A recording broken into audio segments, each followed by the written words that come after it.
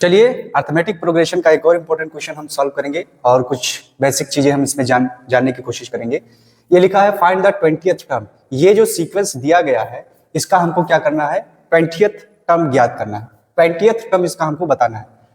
इसी तरह आपसे पूछ सकता है 25वां टर्म बताइए, 26वां टर्म बताइए, 50वां टर्म बताइए, 17वां टर्म बताइए। तो ऐसे बहुत सारे इसमें से टर्म पूछ सकता है। तो कैसे हम बताएंगे कि इसके आगे वाला जो 17 टर्म होगा, 17वां टर्म होगा या 20वां टर्म होगा वो कितना होगा। ठीक है, तो इसका हमको बताना है 20th टर्म यानी 20वां टर्म बताना है कि इसका 20वां टर्म क्या होगा। 1 2 3 4 ऐसे ऐसे 20वें नंबर पर कौन सा टर्म आएगा इसको हमको बताना है। तो इसका टर्म बताने के लिए जो सूत्र यूज किया जाता है वो सूत्र होता है एनमा बराबर a plus n-1 into D. इस फार्मूले का यूज किया जाता है किसी भी टर्म को बताने के लिए कि कौन सा टर्म क्या होगा, 25वां टर्म क्या होगा कि 37वां टर्म क्या होगा, ये सारा चीज है। तो देखिए इसका एक जनरल ऑर्डर ये भी होता है a plus D comma a plus 2d comma ऐसे ऐसे ये बढ़ता जाता है।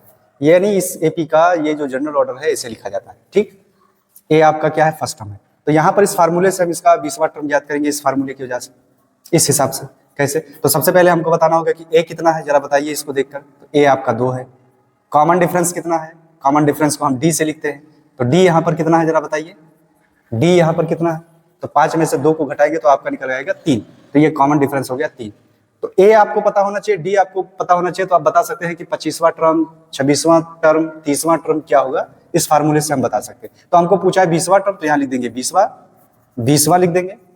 20वां टर्म यहाँ पर लिखेंगे, टर्म ना लिखे 20वां पद लिख दीजिए। हिंदी में करे तो हिंदी में लिख दीजिए, 20वां पद लिखेंगे। 20वां पद लिखेंगे तो ए कितना है, 2 यहाँ पर है, प्लस n-1 लिखा है। n क्या है, कौन सा टर्म आपको पता करना है, 20वां। तो यहाँ पर हो जाएगा 20, ये n है।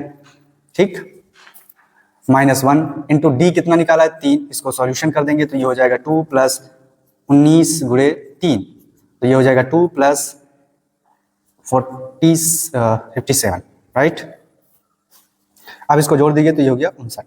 यही है आपका क्या, 20वां टर्म है। अच्छा, डायरेक्ट हम कैसे हम इसको लगाएंगे, डायरेक्ट क्या तरीका है इसको लगाने का। तो डायरेक्ट तरीका है, अगर आपसे 50वां टर्म मान लीजिए पूछ रहा है, 50वां टर्म, तो 50वां टर्म अगर आपसे पूछ रहा है तो उसमें करेंगे क्या कि a प्लस 49d लिख देंगे। ठीक है, इसी तरह यहाँ पर देखिए ये पहला टर्म है, ये दूसरा टर्म है, तीसरा टर्म है।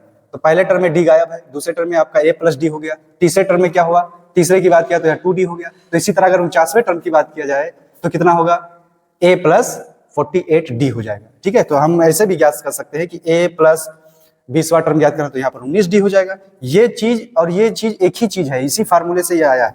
तो इस फार्मूले से हम डायरेक्ट लगा सकते हैं, डायरेक्ट बता सकते हैं कि उसका 25वां, 20वां, 19वां टर्म क्या होगा। ठीक है, तो ऐसा इसका सॉल्यूशन किया जाएगा।